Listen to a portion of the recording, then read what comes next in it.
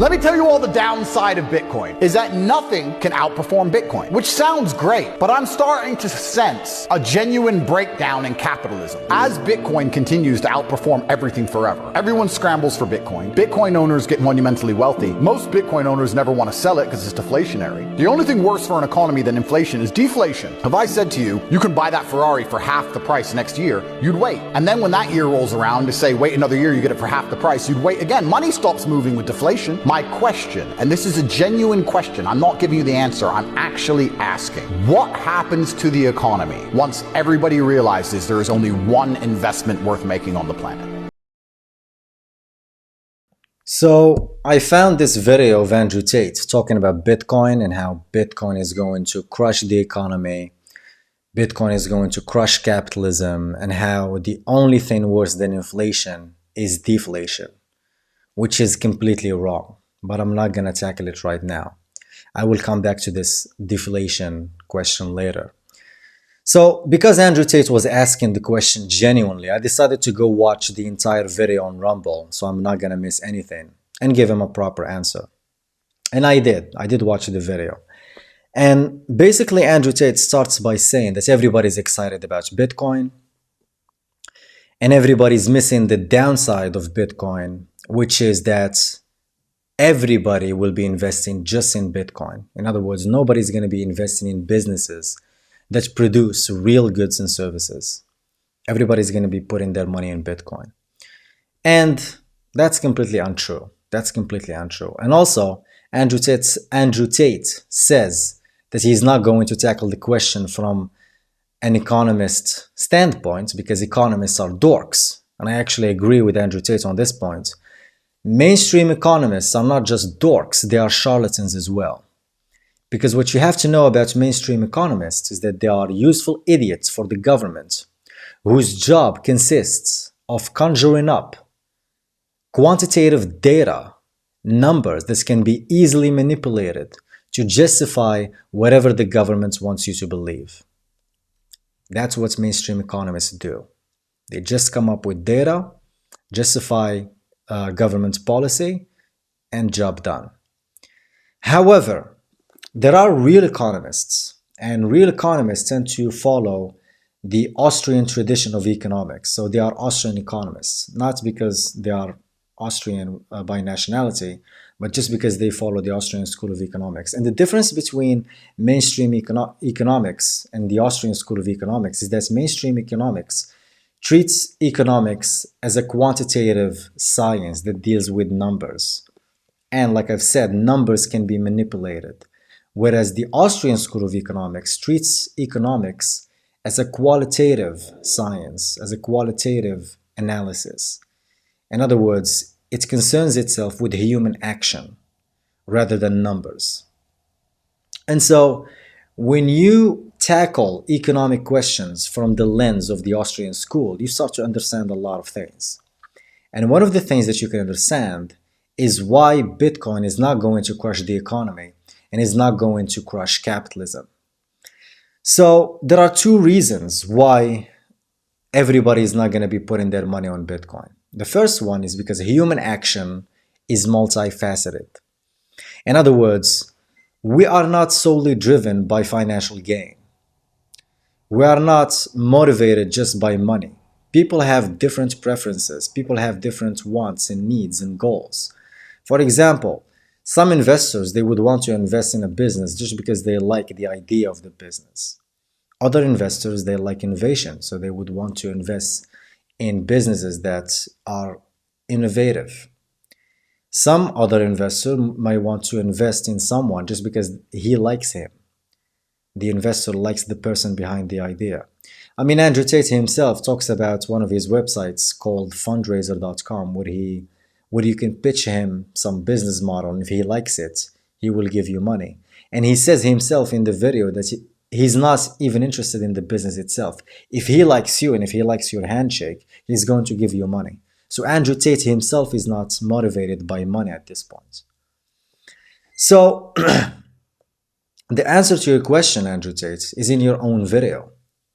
I mean, ask yourself this: why do you still run Hustle University? Why do you promote your shitcoin? Daddy, if Bitcoin is the best investment, why don't you shut down Hustle University? And why don't you shut down your shitcoin and go buy Bitcoin? But of course you don't. So human action is multifaceted because people are different, because we have different interests, different preferences, different needs, different wants, different risk tolerance. And so not everybody is going to go into the same thing. It's impossible. But the fact that human action is multifaceted alone doesn't explain why not everybody is going to be investing in Bitcoin. The second thing that's going to explain it is a concept in Austrian economics called time preference. Now, there are two types of time preference. There is high time preference, and people who have high time preference, they prefer to consume in the present than to wait for the future. In other words, they prefer present consumption rather than future consumption. They want money now. They want the goods now. They want everything now. They can't wait. They have high time preference. Whereas low time preference, people who have low time preference, they can defer present consumption for future high reward or future high return. In other words, they can delay instant gratification. They can abstain from consuming now so they can get more in the future. And so when you understand this concept of time preference and you understand that people are different and they have different preferences, different risk tolerance, different time preference, you start to understand why Bitcoin is not going to be the only investment that people are going to go into. Because people who have low time preference, they can't invest in Bitcoin because they need the money now. I mean, if you have low time preference, you want to invest in a business that produces cash flow in the short to medium term. If you have high time preference, you want to invest in businesses that produce cash flow in the short to medium term. If you have high time preference. If you have low time preference, then you can wait. Then you can invest in Bitcoin and you're gonna make some profit in a year, 2 or 3 or 4 or 5 or 10 or 20.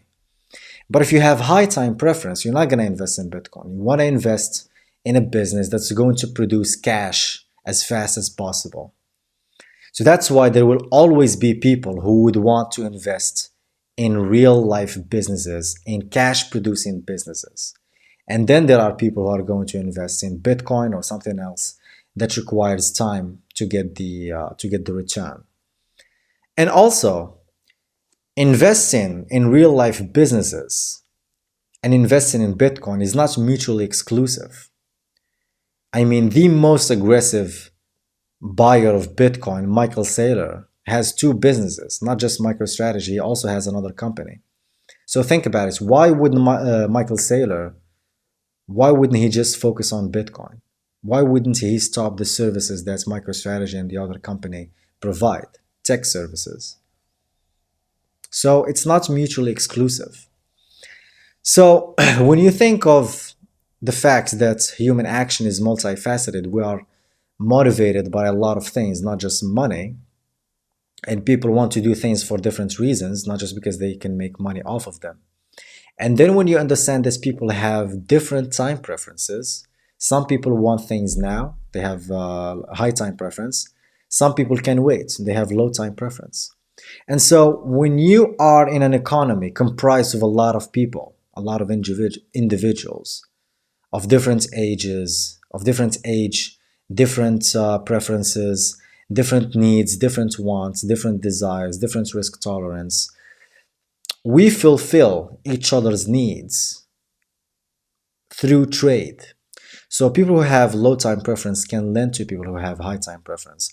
People who want to invest in Bitcoin can invest in Bitcoin. People who want to invest in real life businesses, cash producing businesses, they can invest in cash producing businesses. And so we fulfill each other's needs through trade. That's what capitalism is all about. Capitalism is about property rights and the ability to trade your property and your skills and your labor with whomever you want, without any obstacles from anybody else, and mainly from the government. So that's what capitalism is. So this is why Bitcoin is not going to crash the economy, it's not going to crash capitalism. And also to come back to the question of deflation. Deflation is not bad per se, it's not inherently evil, because there are two types of deflation. There is deflation that is the result of the boom and bust cycle, which is also the result of bad government monetary policy. And then there is deflation that is natural and organic and is the result of hard money and increased production. So when you have hard money and when production increases, when the economy grows in terms of goods and services, not just in terms of the money supply, which is fake growth, by the way. Real economy is all about the goods and services you can get in an economy. It's not about how much dollars are being pumped into the economy. So when production increases and when the money is hard, in other words, the money supply is not increasing, then you get deflation. That's good deflation. That's organic deflation. That means everything gets cheaper and the money you have, your savings, increases in value. That's good for the economy. That's not bad. That encourages saving, it encourages investment, and it also encourages low time preference behavior or good economic behavior. So deflation is not bad. People will still invest in real life businesses because human action is multifaceted. And time preference, people have different time preferences because people are different. There are young people, there are old people, there are rich people, there are poor people, there are skilled people, there are unskilled people.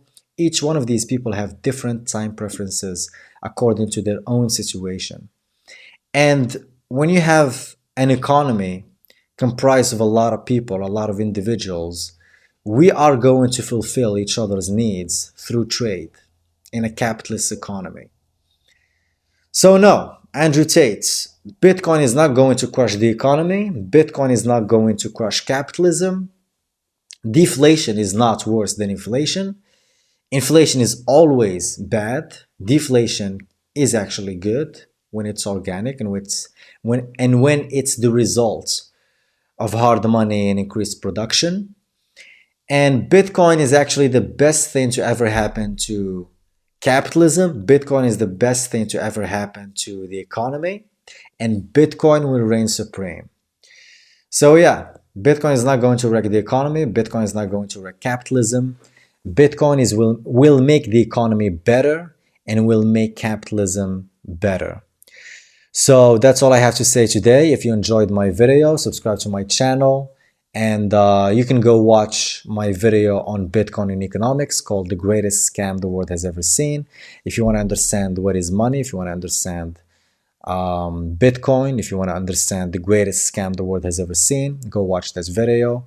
Subscribe to my channel. And that's all I have to say for today. See you next time.